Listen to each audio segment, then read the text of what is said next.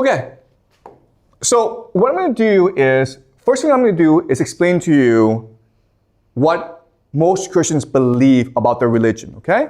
This is called the Orthodox or the canonical perspective.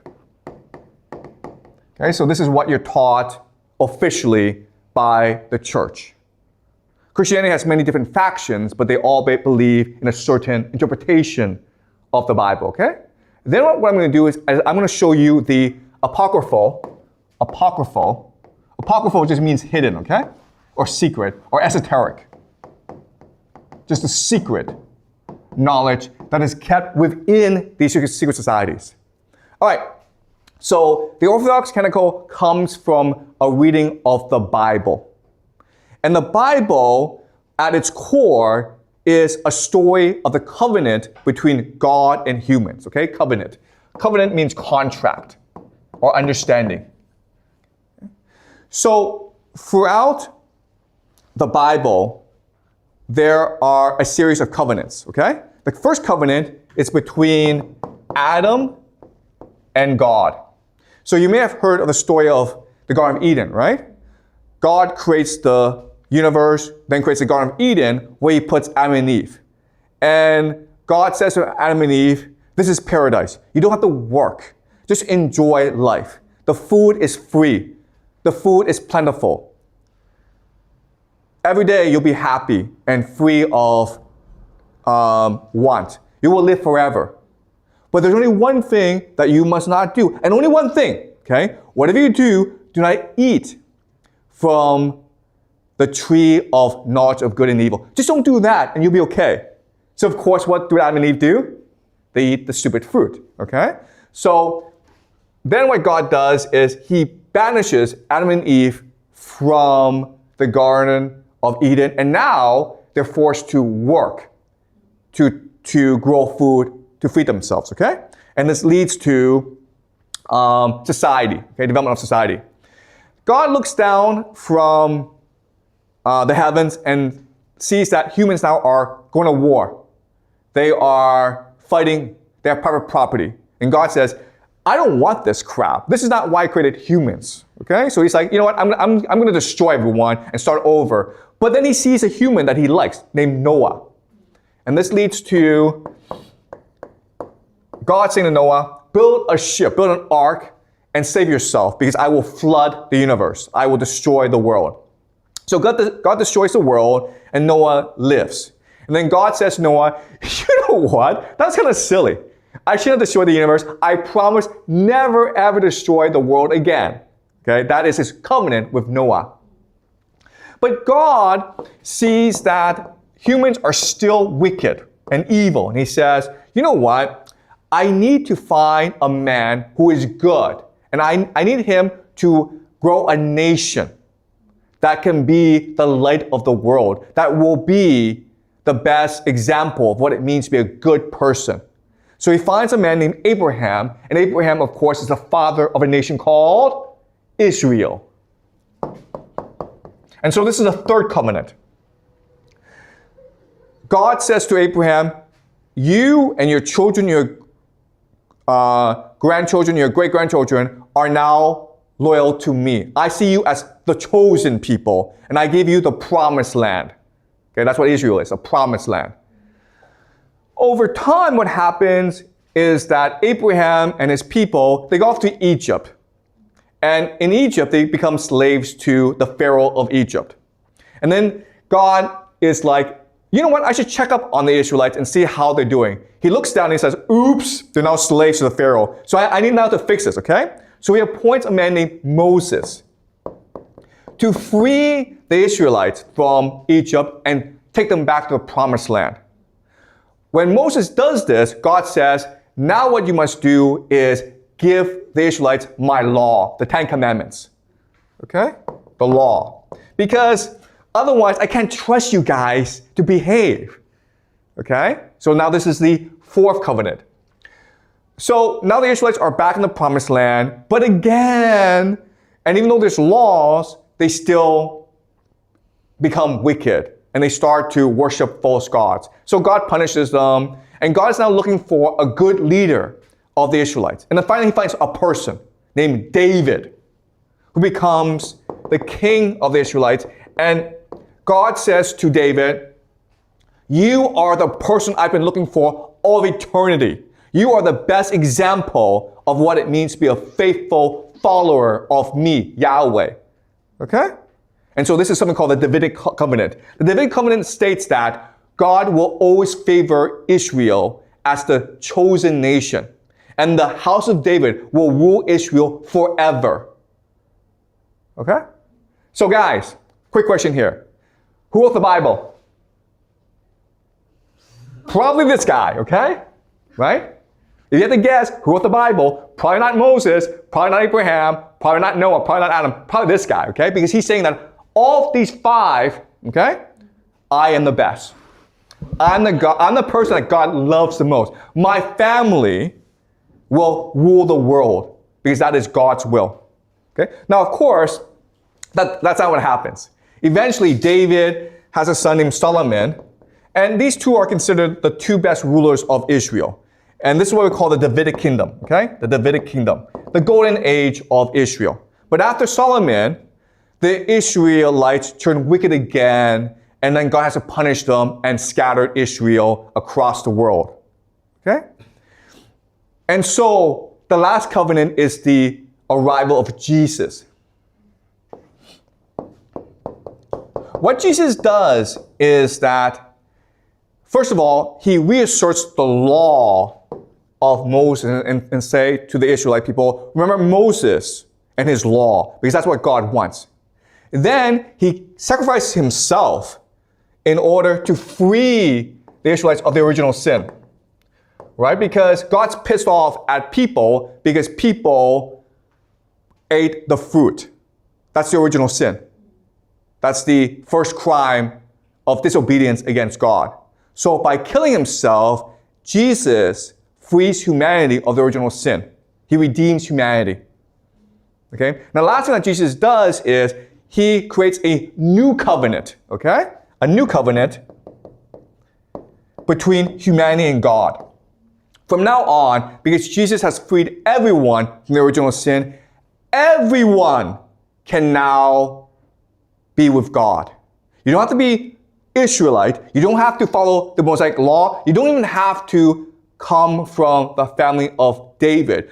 Anyone and everyone can now love God, and God will love that person back, okay? And this, of course, starts Christianity. All right, so this, guys, is called Judaism, what the Jews believe. Okay? And this is, all six is what Christians believe, Christianity. All right, the first five covenants are what Jews believe to be true. But they do believe that eventually someone will return to restore the kingdom of David, okay? But not Jesus. Not Jesus. The Christians believe that Jesus is the final prophet. Okay? In fact, Jesus is God himself. That's why it's called Christianity. Because they believe in Jesus Christ. So this is the entire history of Judaism and Christianity. What they believe, officially. Any questions before I move on? Okay, now as you can understand, if you are a true Christian or you're a true Jew, there are actually lots of issues with this understanding. Okay? The first issue is, why did God have to kick us out of the Garden of Eden? I mean, was eating of fruit so bad as to banish us from paradise? Like, what was wrong with eating that fruit? Okay, that's a great mystery in the religion. Why did the original sin happen? And why was God so angry? Second problem is Noah. I mean, like, God destroyed the world because we were wicked. But after he destroyed the world, we were still wicked. So why did God have to destroy the world in the first place? If he's God, then should he understand how humans are? Wouldn't he understand that destroying the world would just, it doesn't really do anything, okay? So that's kind of strange. The last problem is Jesus. Who was Jesus? And why did he have to kill himself?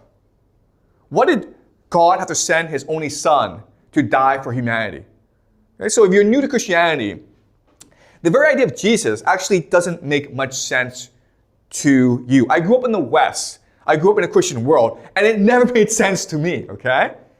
People told me about how great Jesus was, like, okay, the story doesn't make any sense. So if you're a really smart person, there are lots of questions about this interpretation of the Bible, and these are the three major ones.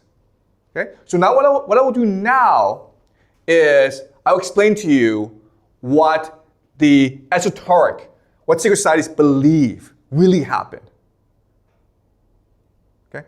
So I want to start with Noah. Why did God destroy the world? The reason why God destroyed the world is not because of humans, but because of something else. These people are called the Nephilim. Okay, also, by the way, if you guys are interested in learning more, there are two books that are not part of the Bible, but which will give you insight into the esoteric knowledge, okay? The first is called the Book of Enoch. The second is called the Gospel of Thomas. Okay? All right. So I am using these two books as sources for my explanation, okay? So the Nephilim are children of angels and women.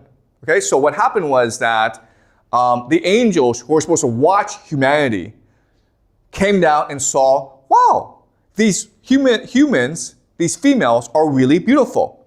So what do? Well, they have sex with them, right? And then what happens? They have lots and lots of children. And what do these children do? These children enslave humanity. These people are called Nephilim, okay? So if you want to understand what happened, let's do a thought experiment. Let's just say that there's this group of superhumans called the Avengers. You know, Spider-Man, Iron Man, Captain America, Thor, okay? And they fight Thanos and they save the world. And now what do? Well, they're bored, so they start to have lots and lots of sex. They have lots and lots of children. And these children now are like demigods, right? So what do? Well, they enslave humanity. But then what do? Well, they start fighting amongst themselves. Okay? So that's basically what happened. So God had to destroy the Nephilim because they are not natural. Angels and humans are not supposed to have sex with each other. And this creates a new power called the Nephilim. The problem, though, is the Nephilim are divine, and therefore, they cannot be killed.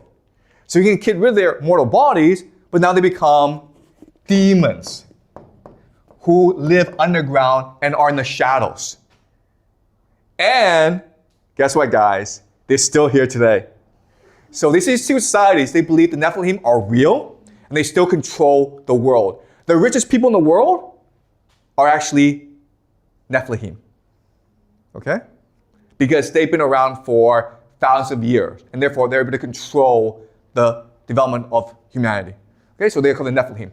So that's easy to understand. But now the question then is, wait a minute, why did Adam eat that fruit, and why did Jesus have to kill himself?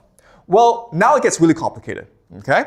So now I need to explain to you what the secret societies believe. Okay? Remember, they believe that mind leads to matter. What does that mean? Okay, let me explain what this means. Mind leads to matter. In the beginning, the true God is called the monad. Okay, the one. So just think of this as the core of the universe, the sun, the divine sun. The monad is so powerful that when he breathes, okay, he vibrates divine energy. And over millions of years, this divine energy creates new life forms. Okay? So the first life form are called the dyads.